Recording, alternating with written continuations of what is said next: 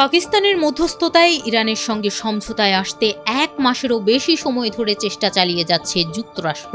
অবশেষে সেই চেষ্টা আলোর মুখ দেখার ইঙ্গিত দিয়েছেন খোদ মার্কিন প্রেসিডেন্ট ডোনাল্ড ট্রাম্প। ট্রুথ সোশ্যালে দেওয়া এক পোস্টে তার দাবি, চলমান সংঘাত শেষ করতে একটি সমঝোতা চুক্তি প্রায় চূড়ান্ত পর্যায়ে পৌঁছেছে, যার মধ্যে পুনরায় হরমুজ প্রণালী খুলে দেওয়ার বিষয়টিও রয়েছে। যদিও ট্রাম্পের দাবিকে অস্বীকার করছে ইরানের বার্তা সংস্থা ফার্স্ট নিউজ। ট্রুথ সোশ্যালে দেওয়া ওই পোস্টে ট্রাম্প বলেন, যুক্তরাষ্ট্র, ইরান এবং সংশ্লিষ্ট দেশগুলোর মধ্যে একটি শান্তি চুক্তির বিষয়ে বড় ধরনের সমঝোতা হয়েছে।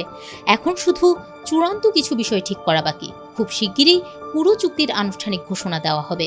চুক্তির অংশ হিসেবে হরমুজ প্রণালী আবারও খুলে দেওয়া হবে। যদিও এই চুক্তিতে আর কি কি থাকছে সে ব্যাপারে বিস্তারিত কিছু জানাননি ট্রাম্প।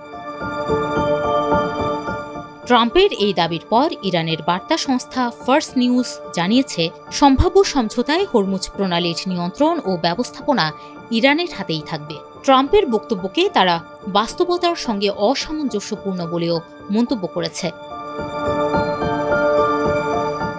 এদিকে আলোচনার ব্যাপারে অবগত সূত্রের বরাত দিয়ে রয়টার্স বলছে, প্রস্তাবিত কাঠামোটি 3 ধাপে বাস্তবায়ন হতে পারে। প্রথম ধাপে আনুষ্ঠানিকভাবে যুদ্ধ শেষ ঘোষণা করা হবে। দ্বিতীয় ধাপে হরমুজ সংকট সমাধান করা হবে। আর তৃতীয় ধাপে একটি বড় ধরনের সমঝোতার জন্য 30 দিনের আলোচনা শুরু হবে, যেখানে ইরানের সমৃদ্ধ ইউরেনিয়ামের মজুদের ভবিষ্যৎ নিয়ে কথা হবে।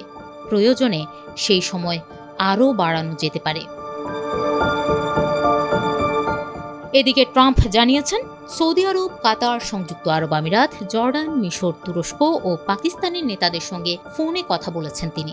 ইসরায়েলের প্রধানমন্ত্রী বেনিয়ামিন নেতানিয়াহুর সঙ্গেও আলাদাভাবে খুব ভালো আলোচনা হয়েছে বলে জানিয়েছেন ট্রাম্প। জানিয়ে মার্কিন সংবাদ মাধ্যম এক্সিওস জানিয়েছে, এসব দেশের নেতারা ট্রাম্পকে সম্ভাব্য সমঝোতা গ্রহণের জন্য উৎসাহ দিয়েছেন। আলোচনার মাধ্যমে বিরোধ নিষ্পত্তির দিকে অগ্রসর হওয়ার কথা জানিয়েছেন ইরানের পররাষ্ট্র মন্ত্রণালয়ের মুখপাত্র ইসমাইল বাঘাইও।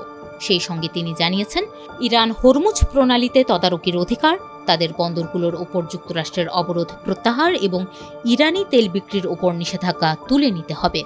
মার্কিন নৌ অবরোধ তাদের জন্য গুরুত্বপূর্ণ ইস্যু হলেও আর কখনো ইরানে হামলা হবে না এবং লেবাননের সংঘাত বন্ধের ওপর জোর দিচ্ছে তেহরান।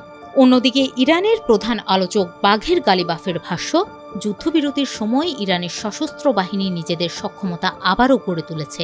যুক্তরাষ্ট্র বোকামি করে আবার যুদ্ধ শুরু করলে এর পরিণতি আরও কঠোর ও তিক্ত হবে।